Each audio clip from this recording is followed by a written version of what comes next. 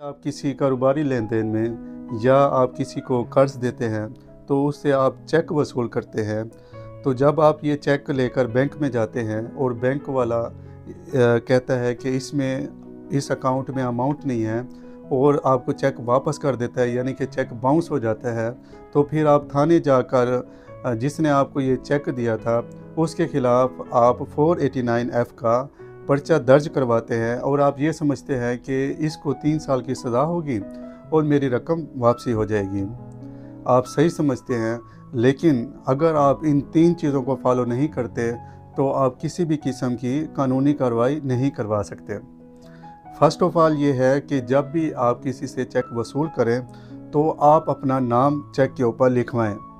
यानी कि अली ने अकबर को 1 लाख रुपए दिया, 1 लाख रुपए बतौर कर्ज़ दिया, तो अकबर ने अली को चेक दिया, तो अली उस चेक के ऊपर अपना नाम लिखे, यानी कि ये जो पे है यहाँ पर अली अपना नाम लिखवाएगा। ठीक है।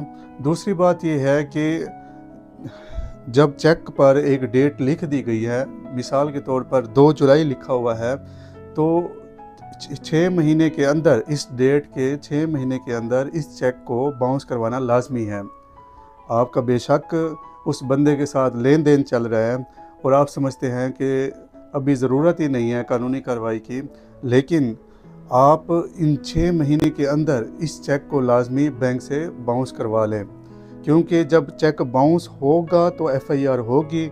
अगर चेक बाउंस नहीं होगा, यानी कि इस चेक को 6 आउट ऑफ डेटेड चेक हो गया, यानी कि 6 महीने से ज़्यादा अरसा हो गया है, तो FIR होना मुश्किल होगी।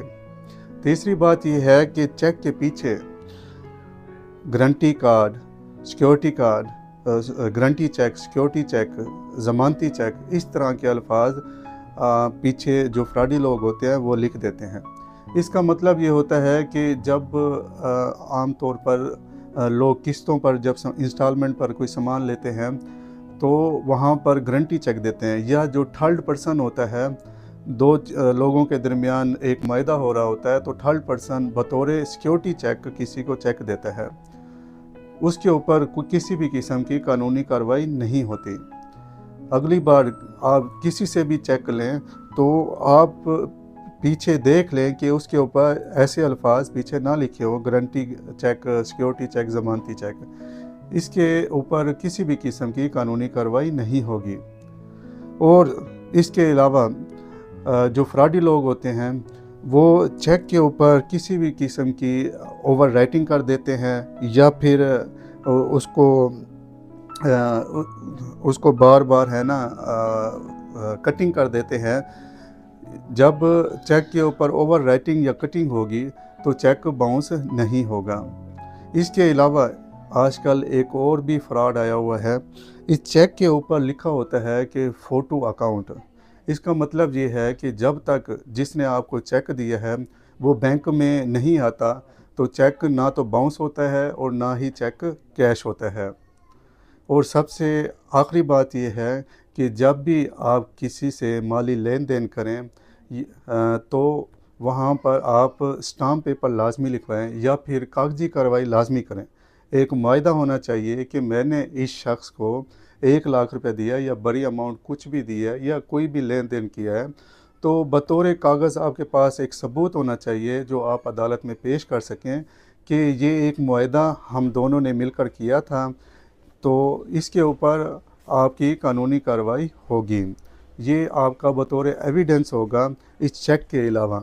इसलिए मेरी तमाम आवाम से गुजारिश है कि जब भी आप किसी से चेक की सूरत में लेन देन करें तो आप इन 3 चीज़ों को लाजमी देखा करें। पहली बात ये कि चेक के ऊपर सेल्फ ना लिखा हो, दूसरी बात ये है कि चेक आउटडेटेड ना हो, तीसरी बात यह है कि चेक के पीछे गारंटी चेक, सिक्योरिटी चेक, ज़मानती चेक, इस तरह के कोई अल्फाज ना लिखे हों, तो फिर ही आप कानूनी कार्रवाई कर सकते हैं उस शख्स के ख़िलाफ़। और इसके अलावा आपने ये भी लाजमी देखना है कि आप जिस शख्स से लेन देन कर रहे हैं उससे आप कोई ना कोई मुआहदा भी लिखवा लें ताकि वो बतौर एविडेंस आप अदालत में पेश कर सकें। शुक्रिया।